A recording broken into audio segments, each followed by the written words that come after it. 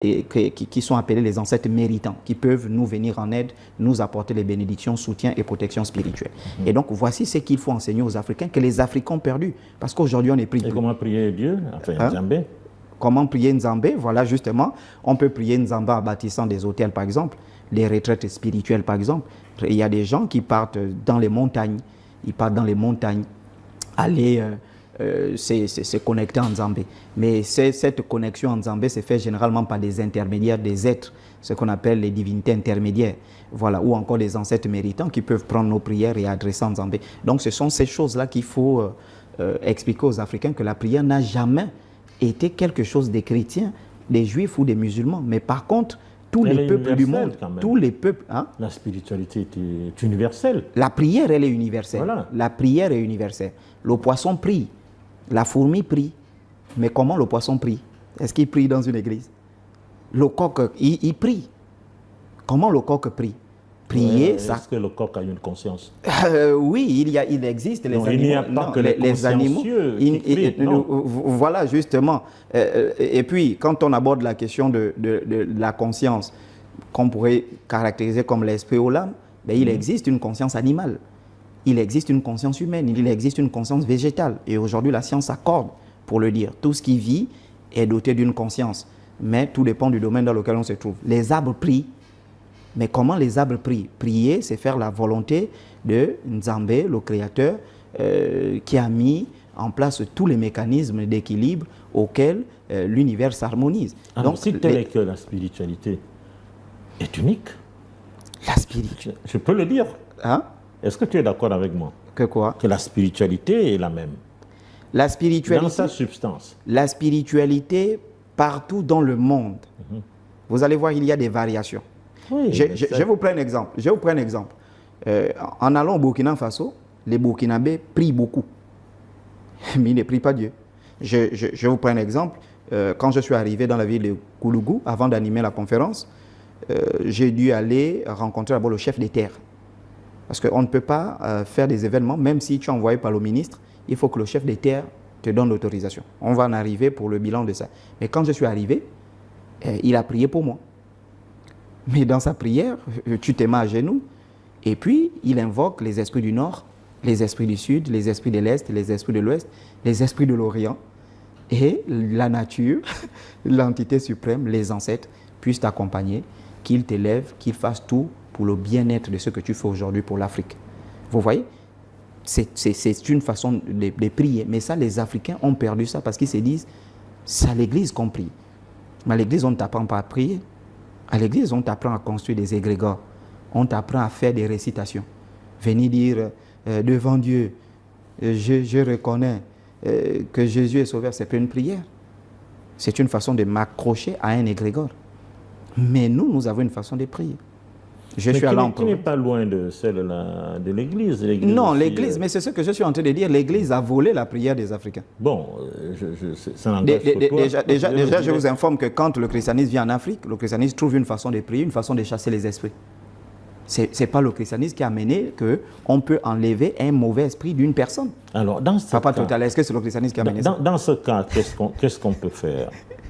Il y a la porte qui est ouverte au syncrétisme. Est-ce qu'on ne peut pas à la fois dire, bon, voilà ce que le christianisme a amené, voilà ce qu'on a, finalement, on va jusqu'où? J'ai un maître que j'ai croisé qui me disait, pour connaître son double, il fallait, dans une école de mystère, 30 ans, mais chez les animistes, c'est 7 jours. Oui. Oui. Et il a fait des parallèles, il a ramené et il a expliqué. Oui. Oui. Est-ce que finalement aujourd'hui on ne peut pas dire que avec ce que j'apprends chez les chrétiens et ce que j'ai en tant qu'animiste, mettons un peu ensemble pour voir ce que ça donne? Mais déjà on apprend déjà je parle des spiritualités, pas des valeurs. Non, des spiritualités. Oui, voilà, parce qu'on peut parler d'un syncrétisme au niveau culturel. Moi je prends l'exemple. Si j'avais suffisamment de moyens et si on avait des gouvernements qui nous écoutaient, des gouvernements qui aimaient leur pays, des gouvernements qui voulaient le développement de leur pays. On doit faire un syncrétisme culturel pour sauver les ethnies qui sont en voie de disparition. Le syncrétisme culturel est nécessaire, du point de vue culturel. Parce qu'en réalité, quelle que soit l'ethnie auquel nous appartenons, nous avons les mêmes valeurs, les mêmes traditions, les mêmes cultes, les mêmes coutumes. Et donc, pour sauver certaines ethnies, on peut syncrétiser. Par exemple, les ethnies telles que les Simba, les Okandé, qui sont en voie de disparition. Donc, on peut syncrétiser ces cultures-là. Mais au niveau de la spiritualité, en réalité, le syncrétisme devient dangereux. Pourquoi le syncrétisme devient dangereux en spiritualité? C'est-à-dire prendre ce qui est bien chez les musulmans, prendre ce qui est bien chez les chrétiens, prendre ce qui est bien chez les bouddhistes. Et ensuite, une bombe. on va fabriquer une bombe. Est-ce que l'humain pourra supporter cette bombe-là? Mais moi, je pense que Nzambé, la nature et les ancêtres, en mettant chacun dans sa culture et en donnant chacun ses canaux, c'est justement pour une raison. Parce qu'on estime que prendre un peu de rose-croix, un peu de franc-maçonnerie, un peu de christianisme, un peu de bouddhisme, un peu de mouiri, un peu, et mélanger ça, je pense qu'on va créer des monstres. On va créer les monstres. Des monstres. Mais moi, je pense plutôt qu'on doit réfléchir, on doit y réfléchir. Non, on va créer des monstres parce que tous ceux qui se définissent comme des syncrétistes ont laissé sur Terre un mauvais témoignage. Se sont toujours caractérisés soit par des crimes, soit par la pédophilie, soit par des guerres, soit par... Et là, le syncrétisme devient dangereux. Le syncrétisme culturel, oui, mais le syncrétisme spirituel, non. Mais en réalité, pourquoi je le dis? Si vous trouvez le peuple arabe prier, c'est leur façon en fonction de leur culture. Normalement, les Africains devraient avoir la même façon de prier. Mais en réalité, tout ce que vous voyez là, la base de toutes ces prières-là, de ces pratiques spirituelles, c'est l'animisme. Moi, je prends un exemple. Papa Total, je prends un exemple. Par rapport au culte des crânes, par exemple, par rapport aux ancêtres. Moi-même, si j'ai l'autorisation, j'irai déterrer les crânes de mes grands-parents, tout ça, je vais les garder. Par rapport à ce culte des crânes, l'Église catholique le pratique, aux yeux de tout le monde. Personne ne diabolise, personne ne trouve ça mauvais. Quand l'Église catholique sort avec le crâne d'un saint à Rome, on voit sur le crâne des saints, tout le monde est content. Si moi je sors avec le crâne de mon grand-père, ça devient diabolique. Pourtant, même lorsque vous lisez la Bible des chrétiens, Joseph, quand il meurt, dans la Bible des chrétiens, la Torah, il dit à son peuple, n'abandonnez pas mes os ici, en Égypte. Enterrez-moi dans la terre de mes pères. Mais en réalité, ce n'était pas seulement Joseph. Tous les patriarches qui sont morts en Égypte, les enfants d'Israël ont gardé leurs ossements. Mais le fait de garder les ossements en Afrique, c'est diabolique. Moi, je peux être à Makoko, par exemple, et mon grand-père, ma grand-mère dit, bon, moi je suis venu ici pour travailler, mais si je meurs ici, ne m'enterre pas, garde mes ossements pour aller m'enterrer dans mon village, par exemple à Lambaréné ou je ne sais pas où, à Chibanga, etc. Et aussi longtemps que je serai à Makoko, je vais peut-être l'enterrer pour l'instant, mais le jour que je pars, je dois déterrer pour aller enterrer sur cette terre. Donc vous allez voir aujourd'hui ici, en réalité, qu'il y a beaucoup de pratiques, par exemple, que les églises font, qui émanent de l'animisme, mais en réalité, le croisement entre religion et les pratiques animistes ont donné une sorte de syncrétisme spirituel aujourd'hui, mais qui est très dangereux. Par exemple, aujourd'hui, vous allez voir, il y a des courants animistes où, j'ai vu sur Internet et j'en riais, où c'est un animiste, mais la Vierge Marie s'incarne en lui et puis dit, je suis la représentation de la Vierge Marie. Et on retrouve les photos de Jésus d'Hoffmann et les photos de Jésus de Robert Powell dans les temples animistes. Ça, c'est du syncrétisme. Parce qu'en réalité, ces importations-là ont trouvé une façon de faire et ensuite ils ont mélangé pour invoquer peut-être certains esprits et puis ça a donné une sorte de religion hybride. Mais bon, ça, c'est pas bien parce que ça ne forme pas les gens spirituels, mais ça forme des hybrides, des monstres. Et aussi, lorsqu'on n'a pas encore fait l'expérience de la très sainte Vierge Marie, ça aussi, c'est quelque chose, vous n'avez pas encore fait cette expérience. Non, la Vierge Marie, moi j'ai été catholique à Kokobich, hein. Ma mère m'a mené à l'église catholique de Kokobich. J'étais très jeune. Mais déjà très tôt, j'ai compris ce qui se cache derrière la Vierge Marie. Non, vous n'avez rien compris. Je vous conseille de refaire l'expérience. Alors, je voudrais dire quelque chose. Est-ce que ce n'était pas dû au fait qu'il y avait un complexe, ce syncrétisme, avoir les images de la Vierge Marie, de Jésus dans les temples bouddhistes? Est-ce que ça ne traduit pas un complexe? En fait, pour se faire bonne conscience. Oui. Déjà, ça s'explique par deux choses. La colonisation, donc l'idée de se conformer à ce qui était proposé par le colon, puisque le colon traquait les religions animistes. vous devez abandonner les crânes, vous devez abandonner tout, c'est du paganisme. Et donc certains, on a d'ailleurs discuté de ça avec vous avant l'émission, vous avez dit quelque chose de très très très pertinent. Il y a dans l'animisme, on a eu des acquis, on a des connaissances. Et l'humain sait que ces connaissances-là sont vraies, sont véritables. Moi, j'ai discuté par exemple avec un chrétien qui est initié au Njobi, tout ça. Et pendant qu'on était en train de discuter, il me dit, si j'ai mon bienvenu, que le mouiri m'attrape. Oh. Il est chrétien par exemple. je lui ai dit, mais comment donc si tu mens au lieu que Dieu te frappe, tu préfères dire que le mouiri m'attrape. Ça veut dire qu'il y a des acquis. Ça veut dire qu'il sait que ici c'est vrai, mais bon, il y a le politiquement correct, je me confonds parce que c'est ce qui est à la mode. Vous allez constater qu'aujourd'hui, de plus en plus de gens sont en train de revenir dans l'animisme et regardez comment les enseignements des pasteurs sont en train de changer. Je prends l'exemple du pape américain aujourd'hui qui a réuni ses collaborateurs, je ne sais pas comment on les appelle, les cardinaux et les prêtres, pour leur dire, désormais, votre théologie doit s'asseoir sur la culture. Vous comprenez un peu? Parce qu'aujourd'hui, il y a un réveil africain qui dit, mais attention, on a été trompé. Parce qu'aujourd'hui, l'Europe est en déphasage, l'Europe est en décadence.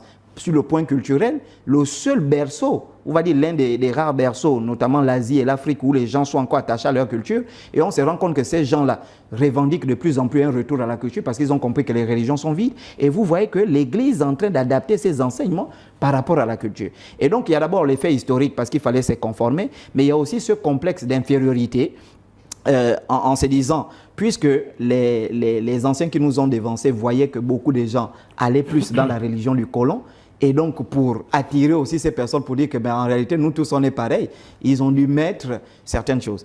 Au Burkina Faso par exemple, vous allez voir qu'ils sont chrétiens musulmans, mais en réalité quand vous discutez avec les gens, ils vous disent nous sommes chrétiens de nom et musulmans de nom, mais nous sommes syncrétistes.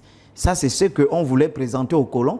Et c'est pourquoi vous allez voir, par exemple, le Moro Naba, qui est un grand chef spirituel ou bien chef d'État. Il est musulman, mais en réalité, il a ses pratiques ancestrales. Ça veut dire qu'à côté de son Coran, il a sa statue, la statue, il a sa statuette, il a son crâne, il a les ossements de ses parents qui part prier chaque matin. Mais le vendredi, il est à la mosquée parce que c'est devenu culturel. Et donc, c'est ce qu'on enseignait. J'ai enseigné pour revenir en France, avant d'être invité par la sœur Dengue, qui est une Camerounaise, qui a marché avec Omutunde et qui avait fait un songe d'ailleurs sur moi. Et dans son songe, je suis venu lui dire, fais-moi à manger parce que je vais venir manger ici. Et donc, sans savoir que je devais être en France à la même période, et elle s'est levée le matin. Elle a préparé la nourriture parce qu'elle a dit chocolat, elle ne m'avait jamais vu. Elle a préparé la nourriture, elle a dit chocolat va venir manger cette nourriture. Et donc quand je suis arrivé en France, je n'avais pas prévu aller en Suisse et puis elle a tout organisé et je suis allé en Suisse, précisément à la ville de Lausanne, voilà, et j'ai animé une très belle conférence là-bas, voilà, au bord du lac Léman. C'était merveilleux, il y avait tout le monde, j'ai jamais vu ça. Alors, parlons un peu de la Suisse, que nous connaissons un peu. Lui en question était en compétition en Suisse. Voilà. Alors, parlons un peu de la Suisse. C'est un pays où la plupart, ils sont des protestants. Ouais. Comment ils t'ont accueilli avec ton affaire d'animisme? Déjà, ce que vous devez comprendre, en fait, la Suisse et nous, les Africains, nous avons la même histoire. Pourquoi? Parce que la Suisse, c'est un pays qui a été persécuté par l'Église catholique. Et la particularité de ces pays, c'est que la Suisse s'est dit, nous, on ne veut pas du catholicisme. Parce qu'en réalité, quand vous voyez la Suisse, c'est un pays qui est divisé en quatre. Il y a la partie française, la partie italienne, la partie allemande, et puis il y a la partie romane ou quelque chose comme ça. Voilà, donc c'est un pays qui a dit à l'Église catholique, nous, on a nos cultures. On ne veut pas de ta façon de faire. Et il y a des gens qui se sont levés, qu'on appelle les protestants, parce qu'en réalité, protestant, c'est quoi? C'est celui qui est contre quelque chose. Donc, tous les protestants n'étaient pas des chrétiens. Les protestants, c'était des rebelles à la religion catholique. Et donc, on a les Zwingli, par exemple. Zwingli qui a été tué en 1530 en combattant l'Église catholique pour la libération de son pays. On a les Jean Calvin, par exemple, qui étaient des protestants. On a les Luther qui ont beaucoup influencé ce pays-là. Donc, ce sont des gens qui se sont battus pour chasser l'Église catholique. Et en se battant pour chasser l'Église catholique, une fois l'Église catholique est partie, ils sont restés protestants de nom. Mais en réalité, beaucoup ont embrassé certaines branches de la franc-maçonnerie parce que le protestantisme est d'abord franc-maçonnique, pour revenir sur la question. Donc, beaucoup vont se renfermer dans leur spiritualité. C'est pourquoi c'est très rare de voir un Suisse affirmer, dire « je suis chrétien, je suis », c'est très rare. Ils sont très discrets. Et donc, quand j'arrive avec l'animisme, ben, ils sont très contents parce que c'est un pays qui est beaucoup attaché à sa culture. Et quand vous voyez même tout ce qui est l'organisation au niveau de l'Union européenne, ils ont refusé d'intégrer l'Union européenne, ils ont leur propre monnaie, ils ont leur propre économie, ils ont leur propre système éducatif. Et d'ailleurs, vous le savez mieux que moi parce que quand vous étiez là-bas, j'étais certainement encore un bébé, ils changent le président tous les 1 an. Voilà. Chaque région a son gouvernement. Chaque région a son gouvernement. Son département. Son département qu'ils appellent des cantons. Ouais, des cantons. Voilà. Et donc, il n'y a pas un président proprement dit qu'on va organiser des élections où le peuple va se rassembler pour voter un président. Ça n'existe pas. Donc, vous voyez qu'ils sont assis vraiment sur la culture de leurs ancêtres. Et quand moi je viens avec l'animisme, ils disent, mais c'est ce qu'on cherchait. Pire encore, lorsque je parlais du bois sacré, c'était compliqué. Parce que déjà, et j'ai discuté avec une petite soeur qui apprend en Suisse, elle me dit, mais tonton Chocolat, dans notre devoir de biologie, on nous demande de parler de l'iboga à l'intérieur. Et elle dit que je teste, tu peux faire dans mon devoir en Suisse, on me demande de parler des effets de l'ibogaïne, etc., parce qu'elle fait médecine et pharmacie. Donc quand j'arrive, ben, déjà là j'ai reçu une invitation pour retourner à Genève et retourner également à Zurich pour aller animer des conférences sur le bois sacré, et notamment le bois sacré. Et là, vraiment, ce sont les autorités, notamment le maire, etc., qui souhaitent organiser cette conférence pour en apprendre plus. Alors, et d'ailleurs, c'est là que j'ai découvert que l'émission due en question était très suivie en Suisse, parce que vous êtes Total Bécalé, c'est toute une star là-bas. Quand on arrive, la première personne, mais papa Total Bécalé, il est où? Non, là, il faut venir avec lui. Prochainement, il faut venir. Et là, je réalise, je suis à 7000, 8000 km du Gabon, que Dieu en question est suivi ici. Et par des gens sérieux, on parle des Suisses, hein, des gens sérieux. Voilà. Et là, je me dis, ah ouais, là, le Gabon va très loin en matière de culture, de spiritualité. Alors, quelles sont les préoccupations qui venaient souvent? Qu'est-ce qu'on voulait savoir? Voilà, déjà, qu'est-ce qu'ils veulent savoir déjà, c'est comment on fait l'initiation au Bwiti. Parce que je vous surprends déjà, je reçois des gens qui viennent te dire, jusqu'au blanc, qui viennent te dire, ben moi, depuis, il y a une voix qui me parle, que je dois m'initier au Bwiti. Je dis, c'est quoi, une voix d'homme? Bon, parfois, ce sont mes ancêtres qui me parlent que tu dois aller au Gabon, t'initier au Bwiti. Donc, premièrement, oui, précisément au Gabon, qui doit s'initier au Bwiti. Deuxièmement, le bois sacré. Est-ce que c'est un arbre ou c'est un esprit? Et l'autre question qui vient, c'est que, mais est-ce que vous savez que le bois sacré qui appartient à votre pays, les Américains l'exploitent illégalement depuis 200 ans? Et que vous, les Gabonais, vous n'êtes même pas au courant. Que font vos autorités? Parce qu'on estime que vous êtes brimés dans cette histoire. Et d'autres viennent, j'ai reçu notamment des médecins en France qui sont des médecins, des médecins sérieux, qui sont venus pour dire, mais comment on peut te financer pour conserver le bois sacré? Est-ce que tu sais que le bois sacré, en le mangeant, tu peux avoir des formules de mathématiques? Est-ce que tu sais que le bois sacré, en le mangeant, lorsqu'il est bien travaillé, tu peux obtenir des prix Nobel, etc., etc. Donc, voici les préoccupations qui gravitent vraiment autour de notre culture. Depuis la Suisse, les gens se disent, mais comment venir faire une immersion culturelle au niveau du Gabon, notamment les Martiniquais, les Guadeloupéens qui n'ont plus de culture. Voilà. Et tout le temps, ils sentent que, mais moi, je suis de l'Afrique, je dois venir, et toutes ces choses. Et c'est quoi vous allez voir, je m'insurge contre les Fonganga, parce que j'ai croisé une Suisse qui me dit, je suis venu au Gabon pour faire l'expérience de l'Iboga. Bon, j'étais un peu déçu parce qu'après l'Onganga, il a voulu me coucher, tout ça, mais j'ai envie de revenir, mais cette fois-ci chez les vrais, parce que je sens que je suis lié à ça. Vous voyez un peu? Et donc tout de suite, je déplore déjà non seulement le comportement de nos autorités qui ne tiennent pas compte, qui ne comprennent pas ce que nous avons comme puissance culturelle. Parce que rien que la culture peut permettre de participer à la croissance économique à hauteur de 40% du PIB. Rien que si on développe la culture, on développe les villages culturels, on construit des routes où des gens peuvent venir faire 1-2 semaines, se balader en brousse, voir comment ça se passe, assister aux danses. Ça peut participer à 40-50% de notre produit intérieur brut et permettre même au gouvernement de petit à petit faire cette transition entre le pétrole et tout ce qui vient dans l'avenir. Mais on ne réalise pas, ni le ministère du Tourisme, ni le ministère de la Culture. Bon, je ne sais pas exactement à quoi ça sert, pardonnez-moi de le dire. Parce que quand vous voyez des gens qui sont en Suisse, Et là, je ne parle pas des Noirs, je parle des Blancs, je parle des Éthiopiens, je parle des Martiniquais, je parle de... Si on dit des Camerounais, on va dire d'accord. Si on dit des Congolais, on va dire d'accord. Mais on parle des gens qui ne sont pas proches du Gabon, mais qui regardent l'émission due en question, qui regardent TikTok et se disent, on doit aller au Gabon. Il y a un que j'ai reçu en entretien qui est venu avec la lettre du commandant Costeau pour dire, mais comment ça s'est passé voilà. Et il y a un autre couple qui est venu avec l'initiation de Samuel Lee Jackson pour dire, mais si Samuel Lee Jackson est parti se faire initier là-bas, mais ça veut dire que vous êtes très puissant. Ça veut dire qu'en réalité, et il y a d'autres, comme je disais, des médecins qui savent que l'Iboga, 3000 brevets ont été déposés. Et je vais vous surprendre parce qu'après ça, on a appelé Dada Ngobo, depuis j'étais en Suisse, les Américains ont appelé Dada pour dire on veut voir le chocolat des filles s'il peut animer 4 conférences dans 4 grandes villes des États-Unis, Boston, Chicago, en Californie, tout ça. Et nous, on finance tout. Mais on veut qu'il anime, il creuse le sujet sur le bois sacré. Parce qu'on a suivi la conférence et on est intéressé à cette question du bois sacré parce qu'on a mené des recherches et on découvre qu'au Gabon, il y a un blanc qu'on appelle Tatayo, quelque chose comme ça, qui initie... Ouais. Tatayo qui est au PK. Voilà, qui initie au Bouiti. Et puis on a beaucoup des Occidentaux, des Anglais, et ça. Et Papa Total, tout de suite, je tombe des nues. Parce que la conférence de la Chine, j'ai des gens qui font la conférence de la France, excusez-moi, j'ai des gens qui ont fait le déplacement depuis la Chine, qui viennent me dire, les ancêtres m'ont dit que je devais prendre l'avion, venir, et ils se déplacent juste pour venir prendre une écorce de bois sacré. J'ai dit non, là. Tu as initié quelqu'un là-bas. Non, mais... Tu en as donné quand même. Il y en a qui ont goûté. Non, mais beaucoup ont mangé le bois sacré, on peut le manger sans être initié. Oui, et d'ailleurs, il y a beaucoup qui ont mangé le bois sacré, qui ont fait l'expérience, qui ont vu des choses, qui ont voyagé par eux-mêmes sans être initiés. Et d'ailleurs, je comprends pourquoi c'est interdit en France.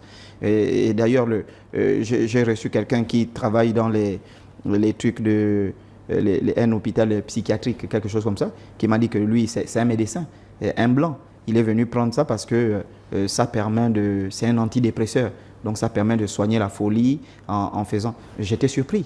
Et lui m'a proposé beaucoup d'argent pour dire est-ce que tu peux m'en apporter tout un tas. J'ai dit non, on ne vend pas le bois sacré. Voilà, déjà au niveau de la France c'est interdit, mais également on ne vend pas le bois sacré.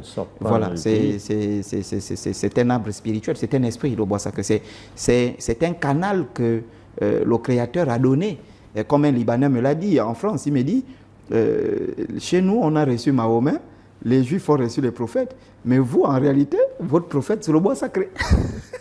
Un Libanais, hein, j'étais malade. Et donc, à partir de là, Papa Total, tout chamboule dans la tête. Tout, et non seulement tout chamboule dans la tête et tu es énervé contre ton propre pays. Parce que tu te dis, mais... Enfin, tous les yeux du monde entier sont tournés culturellement sur le Gabon. Et ça ne fait ni chaud ni froid à nos autorités. Non, ils ont quand même pris un certain nombre de mesures par rapport à... Mais lesquelles? Moi, je ne vois pas qu'est-ce que... au Burkina Faso, le ministère du Tourisme et de la Culture sont associés. Parce que justement, il n'y a pas de tourisme sans culture. Il n'y a pas de culture sans tourisme. Et ils ont compris, qui m'a invité, c'est le président Ibé, par le ministère de la Culture. Parce qu'ils estiment que quelqu'un qui vient pour faire le tourisme va faire la culture. Quelqu'un qui vient pour faire la culture va faire le tourisme. Et donc, à partir de là, on mélange les deux. Donc, quand on parle de prendre des mesures, est-ce qu'on prend des mesures vraiment pour valoriser la culture gabonaise? Au temps du président Bongo, il y a quelque chose qui a disparu. Il y avait la fête de la culture. Et là, c'était intéressant. J'étais encore très jeune, mais c'était déjà intéressant parce qu'on avait les danses, on avait les démonstrations traditionnelles. Il y avait chaque ethnie venait faire, en fonction de la ville où c'était organisé, les femmes venaient, il y avait les launes qui étaient dansées, on comptait l'onvette, et ça attirait beaucoup de personnes qui étaient très intéressés. Voilà. Aujourd'hui, cette fête a disparu. La fête a disparu et ça valorisait le Gabon. On sentait que le Gabon vibrait sur le plan culturel. On sentait qu'il y avait quelque chose qui pouvait pousser les gens. Et avec les travaux des maîtres à Tomo également, qu'il a eu à faire partout un peu dans le monde, ça a boosté, ça a réveillé les consciences. Aujourd'hui, toutes les consciences sont debout.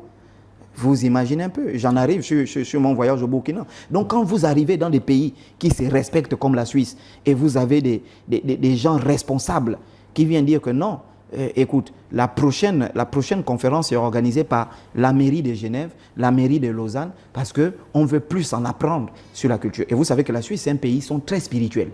Très spirituels. Voilà, ils financent les thèses de doctorat sur la spiritualité. Vraiment, tout ce qui est spiritualité, tu es la bienvenue en Suisse. Et donc, vous voyez que quand ils apprennent qu'il y a ces conférences-là, ben, ils disent que tu dois revenir. Là, tu dois revenir. On ne fait que me presser là. Alors, comment prendre un nouveau départ avec l'Europe? Comment prendre un nouveau départ avec l'Europe? Ben, je vous informe aujourd'hui que, déjà, je vous informe deux choses, Papa Total. La première chose, vous savez pourquoi les Européens craignent quand ils voient les Africains prendre des bateaux? Ils ont peur quand ils voient les Africains monter dans les bateaux pour se rendre en Europe. Parce que le bateau est très symbolique. Parce que justement, dans leur conscience, ils savent qu'ils sont venus en Afrique par bateau. La colonisation a commencé par des bateaux. Et donc, quand les Africains prennent désormais les bateaux pour aller... Voilà, c'est la décadence de l'Europe. Comment réconcilier l'Europe? Ben, on a été enseigné par les Européens. Ben, aujourd'hui, des Africains vont quitter l'Afrique pour aller apporter les enseignements sur la spiritualité. Puisque les Européens aujourd'hui n'ont plus de culture. Les mœurs se sont dépravées. Ben, il faut des Africains qui ont des cultures, qui doivent... L'enseignement ne s'adresse pas premièrement aux Européens, mais il y a des Africains qui vivent en Europe, qui sont complètement perdus. Parce que quand vous arrivez, les Chinois viennent avec leurs médicaments, leurs moukoukou. Vous avez les Indiens qui viennent avec leurs fétiches. Vous avez les Juifs qui sont champions du monde, ils viennent avec leurs fétiches. Vous avez les musulmans qui viennent avec leurs fétiches. D'ailleurs, je me suis amusé à faire un peu le tour de toutes les communautés en France. Mais quand vous arrivez chez les Noirs à Château-Rouge, tout est bouleversé. Ils n'ont aucune culture. Ils importent tout ce qui est mauvais. Mais il faut qu'on arrive avec ce qui est bien et on s'impose culturellement. Pourtant, les Européens sont amoureux de notre culture. Vous voyez? Et quand j'étais à l'ambassade du Gabon avec des Européens qui doivent investir ici, qui m'ont dit, mais Chocolat, il y a quelque chose dont nous on vous envie, c'est votre culture. Vous êtes encore accroché à la culture. Nous, on n'en a plus. Donc vous voyez que cette culture, si on est encore accroché à la culture, mais on peut vendre cette culture positivement. Et là, c'est pourquoi je parle surtout du nettoyage du milieu animiste. Pourquoi pas légaliser notre médecine moderne, parce qu'aujourd'hui on ne parle pas de médecine moderne ou traditionnelle. Moi, c'est un blanc qui me dit en France, Chocolat, tu sais la différence entre notre médecine et la vôtre? Et il dit, moi je ne parle pas de médecine traditionnelle. Je dis, moi aussi je ne crois pas qu'il existe une médecine traditionnelle. Je crois qu'il existe une médecine propre à chaque peuple. Il dit, parce que vous, nous on détecte le problème, mais vous allez en profondeur dans ce problème-là. Vous voyez? Donc nous, dans la médecine occidentale, ben, quelqu'un ne l'a pas lu. Mais ensuite, dans la médecine, on va chercher le palu là. Est-ce que c'est une maladie biologique ou spirituelle, ce palu? Donc on rentre, on creuse en profondeur. Il a le palu, oui, ça c'est ce que les appareils disent. Mais est-ce que ce palu là, c'est une entité? Est-ce que ce palu là, c'est été ça? Et on va creuser en profondeur. Et là, le malade ne devient plus celui qui souffre d'une pathologie, mais la succession des malchances peut faire de toi un malade. Les licenciements successifs peuvent faire de toi un malade. Le fait avoir la poisse avec des femmes ou des hommes peuvent faire de toi un malade. Et donc ça, c'est la médecine africaine. Et donc, vous voyez, quand on explique tout ça associé à la façon de prier, ben là, il y a des gens qui m'appellent depuis là, des gens de la Suisse, qui me disent, mais moi j'ai expérimenté ta façon de prier, mais c'est du tic au tac. Quand on parle à ses ancêtres, c'est du tic au tac. Je vous donne encore une autre expérience qui va vous amuser. Il y a une dame qui est Tchogo, qui est chrétienne, mais elle est en France. Elle est chrétienne. Hein? Elle dit, moi, j'avais abandonné tout ça. Mais ensuite, un jour, elle mange le café comme ça. Je ne sais pas, elle mange, excusez-moi, elle prend du café, la cuillère se casse. Et quand la cuillère se casse, elle dit, Chocolat, j'ai mis d'abord Jésus de côté. Elle dit, je suis parti parler à mes ancêtres. J'ai dit, mais la cuillère, c'est quelque chose de symbolique. Si ça se casse, ça veut dire que c'est quelque chose de précieux dans ma vie ou dans ma famille qui se casse. Qu'est-ce que ça signifie? Elle a pris l'arachide, elle s'est souvenue que son grand-père aimait manger l'arachide. Elle a pris de l'eau, elle a déposé du côté du père, du côté de la mère, elle a déposé l'arachide. Elle a dit, répondez-moi. Elle dit, quand elle se lève le matin, tout a disparu. L'arachide a disparu, l'eau a disparu. La police française l'appelle pour dire, ton fils a eu un accident, la voiture récupérable, mais il est sorti sain et sauf. Elle dit, donc quand ça pète, on retourne. Comprends? Voilà, elle dit, mais ça ne trompe jamais. Et moi, j'ai reçu une dame blanche qui vient me dire, Chocolat, l'histoire des ancêtres ne trompe jamais. C'est-à-dire que si tu invoques les bons, ils viennent. Mais quand vous voyez notre canal de prière par les ancêtres, mais regardez votre canal des catholiques. Ce sont les ancêtres. Non? On accède à Dieu par le canal des ancêtres. Saint Joseph, Sainte Marie, qui prennent nos prières. Mais le problème avec ça pour l'Africain, c'est que les gens qui sont cités ne sont pas du même sang que nous. Saint Joseph n'est pas de notre sang. Pas de notre sang. Donc ce canal-là pose un problème. Il serait mieux. Un lien de sang. Hein? Il faut, mais nécessairement, il faut un lien de sang. Bon, il y a un lien de sang. Est-ce que vous croyez que le sang que Jésus a sauvé, a versé, vous a sauvé? Bien sûr. Ah bon? C'est ce que tu voulais savoir ce matin. Ce sang-là sauve. C'est moi qui devrais vous poser la question. Il faut un lien de sang. Voilà. C'est moi qui devrais vous poser cette question-là. Alors maintenant, s'il faudrait qu'on amène nos affaires en Europe, oui. Qu'on aille avec, essayer de convaincre, j'allais dire, qu'est-ce que nous allons faire du sceau? Il y a toujours un sceau de secret derrière tout ce que nous faisons. Le secret, qu'est-ce que nous allons faire de ça? Est-ce que nous allons le partager? Moi, j'allais dire à des inconnus, puisque c'est toi qui parles de ça. Qu'est-ce qu'on va faire du secret? Ben, déjà, Papa Total, nous, les Africains, dans notre spiritualité animiste, on ne cherche pas à convaincre. À convaincre. Si vous voyez un animiste qui cherche à convaincre, c'est quelqu'un qui cherche les clients. Vous êtes un ancien, vous savez que les vrais gangas, on n'apporte même pas de l'argent. Vous le savez. Si vous venez avec l'argent, ils vous renvoient. Parce qu'ils ne cherchent pas à convaincre. Vous savez que les vrais gangas, et ce sont des gens qui sont, le matin, c'est la ville en brousse. Ils cherchent la solution. Voilà. Et il non seulement chercher la solution, mais il est également dans ses plantations, dans ses champs, c'est en cas de force majeure qu'il part, il prend son bouille, il fait sortir pour dire, bon, là, on doit trouver la solution. Vous le savez, ce sont des gens d'abord qui travaillent, qui font... Donc, on ne cherche pas à démontrer. C'est quelque chose qu'on hérite, qu'on garde. Et cette chose qu'on garde là, si quelqu'un a des difficultés, on peut l'aider avec cette chose. Donc, ce qui fait que lorsque on dit, nous partons en Europe, parce qu'on a d'abord des Africains qui sont en Europe. Moi, j'ai reçu, je vous informe, j'ai reçu un petit dealer en France qui est fan, mais qui est né en France. Mais sa maman est fan. Mais il est né en France. Il a fait 2 ou 3 fois la prison. Et quand il est sorti de prison, il a suivi mes enseignements, il me suit sur les réseaux. Et il est venu, il m'a dit, grand frère, voici ce que j'ai fait. Je suis rentré dans le crime, les gangs en France, et voilà. Et après, j'ai embrassé l'islam. Mais étant musulman, j'ai fini de faire ma prière, je suis allé dormir. Je me suis retrouvé dans une réunion, et il y avait comme des ancêtres qui faisaient un jugement. Et il y a un ancêtre qui m'a regardé, qui m'a dit, ça, ce n'est pas la voie que tu dois suivre. Voici la voie que tu dois suivre, la voie de tes racines, la voie de tes ancêtres.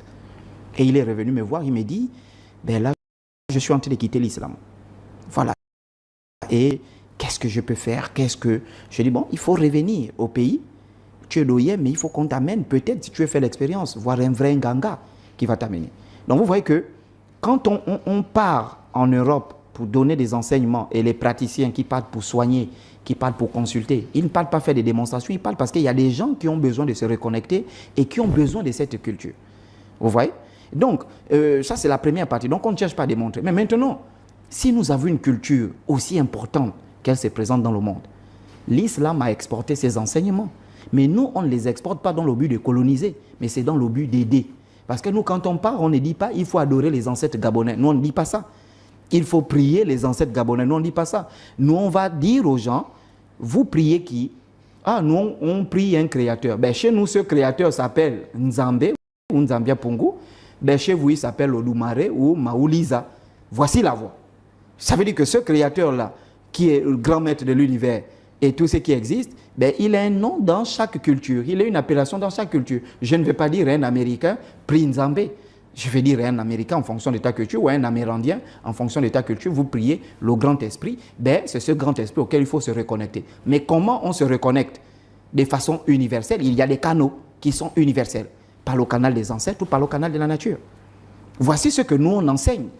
Voilà, pas dans l'objectif de coloniser, mais dans l'objectif d'aider, amener à faire grandir. Alors, fais-moi une petite indiscrétion. À quand ta prochaine initiation? Avant d'aller initier encore ou donner l'iboga. D'abord, tu donnais ça comment? Avec la cuillère ou bien les racines ou bien c'était... Non, mais ce sont des racines. Moi, au terrain familial, on a l'iboga plein. Chez moi, au Yann, il y a l'Iboga plein. Agricole, il y a l'Iboga plein. Déjà, mon grand-père, mon arrière-grand-père, pardon, Nicolas Ngoyaru, c'était un grand danseur du Bouiti. Danseur seulement. Pas danseur, grand maître dans le Bouiti. Grand maître. Je comprends pourquoi. Grand maître dans le Bouiti. Dans une vidéo, je t'ai bien vu danser. Hein? Grand maître dans le Bouiti. C'est grâce au Bouiti qu'il a fait la Première et la Seconde Guerre mondiale. Donc, l'Iboga, on a ça partout, dans notre famille. Comment tu donnais? Rappé ou racine en racine? Non, déjà quand je pars, il y a un ganga qui a préparé ça. Déjà, j'avais l'un de mes oncles, Révoruma, qui était là. Je l'ai appelé pour dire que bon, j'ai besoin du bois sacré. Il m'a dit, bon, moi, je n'ai pas apporté le bois sacré. Le bois sacré parce qu'il est à Kulamutu. Il a dit, je n'ai pas apporté le bois sacré. Et puis, je ne souhaite pas que tu prennes le bois sacré. Les mains des gens qui travaillent ce bois sacré-là ne sont pas pures. Voilà. Donc, si tu peux attendre, et puis on aura le temps de travailler ce bois sacré avec des gens qui ont les mains pures. Je dis, bon, là, je suis en train de voyager. Ah bon, non, il y a aussi... Ah oui, on ne touche pas le bois sacré. Le bois sacré, et ça, je le dis, je suis formel.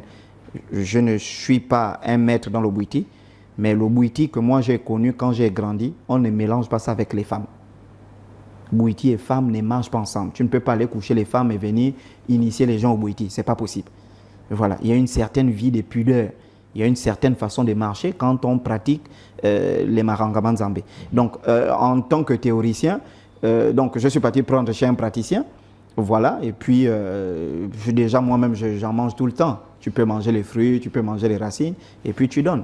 Et puis il y a des personnes qui parlent au bois sacré, qui me disent bon, moi je te mange, montre-moi ce que tu veux, montre-moi ce que je veux, montre-moi, voilà. Et puis ils ont mangé le bois sacré. Mais je n'initie pas les gens, je ne suis pas un initiateur. Et pour répondre à la question, à quand ton initiation? La prochaine. Ça fait quand même longtemps, n'est-ce pas? Bon, je ne sais pas. On m'a proposé des munitions zéro, voilà, qui est l'initiation ultime. Mais bon, je veux voir. Mais normalement, avec l'initiation, j'ai terminé. J'ai terminé avec les initiations. Alors, est-ce que tu es initié à la Rose-Croix, à la franc-maçonnerie? Tu as fait tout le reste. Oh, mais vous savez que même quand on prend... Oui, écoutez d'abord, papa Total. Laisse-moi finir. Tu as fait le christianisme, l'église pentecôte, et ainsi de suite, chrétien, catholique, et ainsi de suite. Oui. La Rose-Croix, la franc-maçonnerie, t'attends. Il faut parler des choses qu'on connaît. Bon, voilà, pour répondre à la question, vous savez que quiconque initie à Iyamweli, ce qu'on appelle le Mweri, l'initiation, la simple initiation au Mweri, tes mains au-dessus de la franc-maçonnerie et la rose. Mais qu'est-ce que tu en sais de la franc-maçonnerie? Mais ça, je vous dis. Je ne défends pas la franc-maçonnerie. Ça, je vous dis. Même, vous ne pouvez pas quand vous voyez le niveau spirituel de certains francs-maçons. Le comportement des individus. Oui. Tu n'as pas josé la spiritualité. Non, mais regardez, quand vous voyez. Le niveau de conscience mais oui, regardez, quand vous voyez quelqu'un qui dit qu'il est grand maître de la franc-maçonnerie ou bien il a un certain niveau dans la Rose-Croix, qui est syncrétiste, ça montre qu'il n'y a rien de bon dedans. Parce que si je suis sûr que ce que c'est vrai, c'est comme un pasteur qui vous dit qu'il est dans le vrai, mais en cachette, il part au Ghana chercher les fétiches, chercher les ossements humains, chercher toutes ces choses pour agrandir son église. Mais ça veut dire qu'il est faux. Vous pouvez avoir deux marques de véhicules. Moi, rien que l'initiation au Mweri, mes mains au-dessus de la Rose-Croix. Mais même au-dessus de la franc-maçonnerie. Je ne pense pas que... Du point de vue symbolique, papa Total. Ouais. Déjà, je vous informe, quand j'écoute parfois les gens parler du Mweri, moi ça m'amuse, hein, d'ailleurs on aura l'occasion de débattre sur tout ça. Les gens, en réalité, ils s'initient au Mweri, ne comprennent rien symboliquement. Et d'ailleurs, là on s'accorde, hein, Rose-Croix, franc-maçonnerie, Mweri et toutes les autres initiations, il y a quelque chose que l'individu doit comprendre, ce sont les symboles. Les symboles. Parce que quand tu as déchiffré les symboles de ces choses-là, tu les as compris, tu as compris la spiritualité cachée derrière. Mais alors, donc, ce qui fait que quand moi ayant compris les symboles, parce que les autres, ça c'est limite à l'initiation. Bon, il y a même d'autres qui vont loin en disant, par exemple, l'initiation au Mweri, bon, c'est une initiation des passages, quitter de la vie des profanes à la vie adulte, ce qui est complètement faux. C'est une initiation spirituelle. C'est pourquoi dans certaines ethnies, par exemple chez les Pouvis, quand tu inities au Mweri, tu t'arrêtes là. En réalité, l'individu va maintenant comprendre en grandissant, parce que le Mweri est une initiation spirituelle qui permet de sélectionner les individus. C'est-à-dire que le Mweri, en réalité, ne change pas les individus, mais ça révèle la nature des individus. Est-ce que l'enseignement finit le jour de l'initiation ou bien... L'enseignement est fini, mais justement, l'enseignement commence parfois, l'enseignement du Mweri commence parfois 5 ans, 10 ans plus tard. que tu comprends l'enseignement. Parce qu'en réalité, la compréhension de l'enseignement repose sur le déchiffrage des symboles. Tu parles de quelque chose Et donc, qu'on a dénoncé sur les réseaux sociaux, le Mouri. Non, mais ça sont des dénonciations. Ça sont des mais justement, ce sont des gens qui n'ont rien compris. Ils ont ouvert les yeux aux gens. Oui, la Ligue, ils n'ont ouvert aucun yeux. Papa Total, je vous informe justement. C'est comme quand vous êtes un spécialiste des mathématiques et vous écoutez un profane parler de mathématiques ou critiquer les mathématiques, ça vous fait rire. Vous voyez, ils dénoncent des choses qu'ils ne comprennent pas en réalité. Moi, je dénonce le christianisme. Hein, les faux pasteurs, parce que je les ai compris. Je suis allé à la source. On en arrive. Donc, quand vous voyez quelqu'un prendre son téléphone, dire « Moi, j'étais initié au Mouri, ben, ce sont des conneries. On est parti, ce sont les hommes qui me font ça. Avec les gilets, on me bastonne. » Mais justement, il s'est arrêté à l'initiation physique. Et c'est quand même triste pour un chrétien pour comprendre en réalité que on demande d'insulter sa propre maman. Oui, écoutez d'abord, c'est quand même bizarre pour un chrétien qui pense que quand je pas m'initier au Mouri avec toute cette organisation-là, il n'y a rien de spirituel, mais croit quand même qu'un rapport sexuel en dehors du mariage a quelque chose de spirituel. Mais en réalité, ils ne comprennent absolument rien. Tous les symboles qui sont à l'intérieur, c'est une spiritualité. Il y a des pactes qui sont faits dans le Mouri. Mais on pactise avec... Mais tout ce qui est pacte, on a fait, dimanche dernier, on a fait 2 émissions sur les pactes. Mais il y a des pactes, ceux qui font la dénonciation là, vont vous dire qu'il y a des pactes qu'on signe. Tout ce qui est pacte est un peu péjoratif. Hein?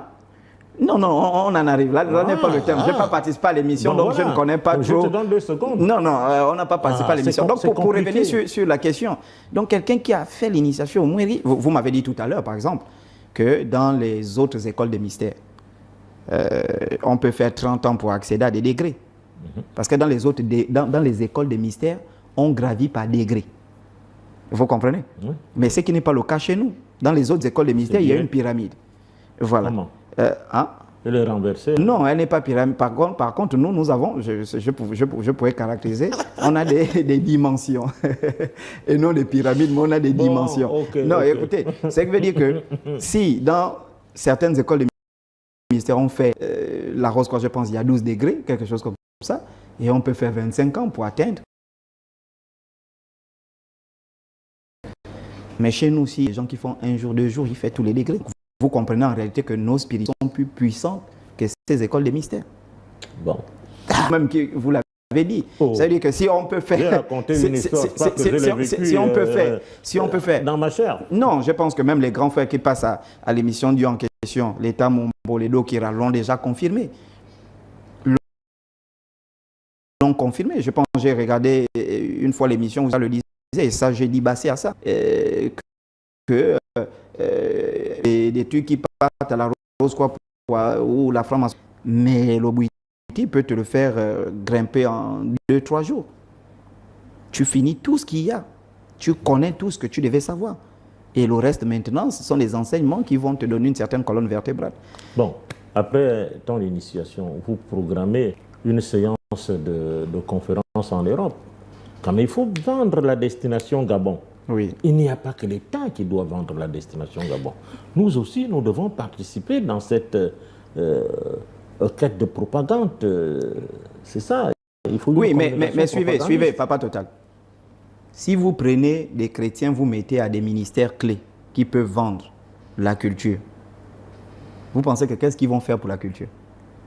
Supposons que dans notre pays, on a par exemple un musulman qui est ministre de la culture.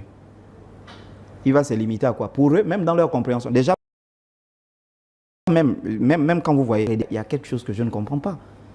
Est-ce que les arts ne sont pas dans la culture?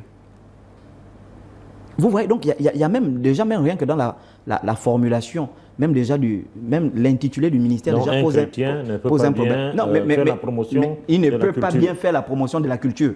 Ça, je vous le dis. Vous mettez à la tête du ministère de la Culture un chrétien, ou encore, je vais aller loin, peut-être un rosé-chrétien, un franc-maçon, il ne peut pas bien faire la promotion de la culture. Ou encore un musulman. Que vous mettez à la tête du ministère de la Culture. Qu'est-ce qu'il va faire? Parce que le ministère de la Culture, c'est la colonne vertébrale de tout le pays. En réalité, le ministère de la Culture inspire la politique, la culture inspire l'éducation, inspire l'économie. En réalité, c'est le socle même du développement du pays. Bongo l'avait compris. Il a dit le capitalisme à lui seul ne peut pas nous aider à nous développer. Il y a la culture qui est là. En fait, il faut s'asseoir sur ça parce que c'est la culture qui va nous donner les directives sur notre système éducatif. Qu'est-ce qu'on doit enseigner, qu'est-ce qu'on ne doit pas enseigner. C'est la culture. C'est la culture qui va nous donner des directives sur les innovations technologiques. Qu'est-ce qu'il faut faire au niveau technologique? Parce que la culture est liée à un environnement. Selon ce que l'environnement nous propose, quels sont les produits technologiques que nous-mêmes, Gabonais, on peut inventer? C'est la culture. C'est la culture qui va nous amener à voir notre style musical. C'est la culture qui va nous donner une façon de nous habiller. C'est la culture qui va nous donner un système politique. On parlait tout à l'heure de la Suisse. C'est la culture qui nous donne un système politique qui va nous montrer comment on peut élire nos députés, comment on peut élire nos chefs. C'est la culture qui va donner un format de notre urbanisation. C'est la culture qui nous dit que nos maisons, en fonction de notre environnement, voici comment nos maisons se présentent. Voici comment nos maisons se présentent. Nos maisons ne se présentent pas comme ça. C'est la culture. C'est pourquoi c'est le centre névralgique d'un pays. C'est pourquoi si on détruit la culture, on détruit tout. Et je vous ai dit ici, Papa Total, je vous l'aurais dit, Mangong Libok, devant tous mes ancêtres. Faut pas taper. Devant tous mes ancêtres, ce pays ne va jamais se développer aussi longtemps que ce pays ne revient pas à la culture. Je vous l'avais dit. Quand le CTI avait pris le pouvoir, j'ai dit, tout ce qu'ils vont faire est complètement, ils vont passer à côté. Non, ils ne sont pas à côté encore. Non, j'ai dit, hein, moi je prends mes engagements.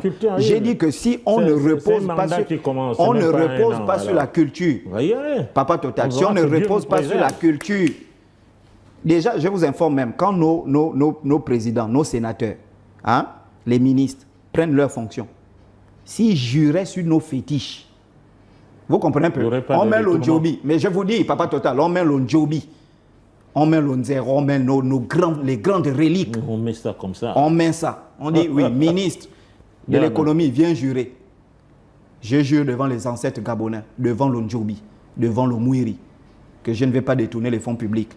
Je vais bien gérer le pays. Je vais travailler avec les gens compétents. Je jure, si je mens ou si je fais toutes ces choses-là, que vous me tuez. On devait avoir des gouvernements chaque jour qui allaient mourir. Non, mais tu allais être correct au moins. Pourquoi oui, mais déjà les premiers devaient mourir. C'est-à-dire que tous les premiers devaient mourir. Maintenant, les autres là devaient venir, devaient être corrects. J'ai vu le président est parti au ministère de la fonction publique. Hein? Mais quand vous voyez un ministère, les gens ne viennent pas. Ça veut dire que même le ministre, on ne le respecte pas. C'est ce que ça veut dire. C'est-à-dire que si moi, Papa Total est ministre, je travaille à Gabon Télévision, je viens à l'heure que je veux, en réalité, c'est Papa Total, c'est le ministre que je ne respecte pas. Mais si on est assis dans la culture, c'est la culture qui donne l'amour du pays. Je vous dis, hein, Papa Total, c'est la culture. Quand on organise chaque mois des événements, on apprend à parler, ça nous donne l'amour du pays. Et cet amour du pays fait en sorte que même à 5 heures, je suis au travail pour construire mon pays. Mais je l'ai vu au Burkina Faso, Papa Total, 30 000 étudiants qui construisent une route gratuitement. Vous m'avez vu, j'étais au Faso Mebo, le programme présidentiel, il a dit tous ceux qui aiment leur pays, vous venez faire des dons volontairement pour construire votre pays. Samedi, j'ai filmé, j'ai dit pratiquement 30 000 étudiants mobilisés, chaque samedi le font. Qui tapent les briques au Burkina Faso pour construire les routes, les briques, les pavés, ce sont des femmes. Âgées de 77 ans, 75 ans, tout ça. Mais regardez ce que j'ai filmé. J'ai pleuré, je suis rentré à l'hôtel, j'ai pleuré. J'ai dit, mais ça c'est quel pays où je suis venu là? Les femmes, elles viennent en vélo, elles tapent. On te dit, tel est fonctionnaire, tel. Elle n'est pas payée pour ça. Elle vient avec sa famille taper pour l'avancement de leur pays. Mais ça, on atteint ce niveau-là quand on est accroché à la culture. C'est la culture qui peut nous faire aimer le pays. C'est ce que tu as constaté au Burkina. C'est pourquoi, quand on tue la culture, vous allez voir, les gens n'ont plus l'amour de leur pays. Parce qu'on tue la culture, on te fait comprendre que tu n'es pas Gabonais, tu es chrétien. Tu n'es pas Gabonais, tu es musulman, il y a le paradis qui t'attend. Bon, tu n'es pas Gabonais, tu es ceci. Ça tue. Mais c'est ce que j'ai vu au Burkina, Papa Total. On va se séparer. C'est ce que j'ai vu au Burkina. Tu veux qu'on reste ici jusqu'à temps? C'est fini? Non, il n'y a pas de souci. Merci d'être Mais venu. donc, je redis quelque chose de très important. Alors, on va se séparer, vas-y, rapidement. Voilà, quelque chose de très important. Secondes. On doit revenir. J'interpelle le gouvernement des pays africains, mais également du Gabon. On doit revenir au centre nerveux de notre pays, sinon il n'y a pas de développement. On doit prendre l'exemple du Burkina Faso, par exemple. président m'a invité, le ministère de la Culture, Kologo Modeste et Koala, du point de vue culturel, du point de vue, s'attache à l'amour de son pays. C'est la culture qui fait ça. Sans ça, tout ce que vous allez faire là, on bricole. Regardez, on m'a montré une vidéo. Des Gabonais vont à l'aéroport à 1h, 2h pour aller attendre un pasteur congolais. Mais vous comprenez un peu du point de vue que... Et les autorités regardent tout ça.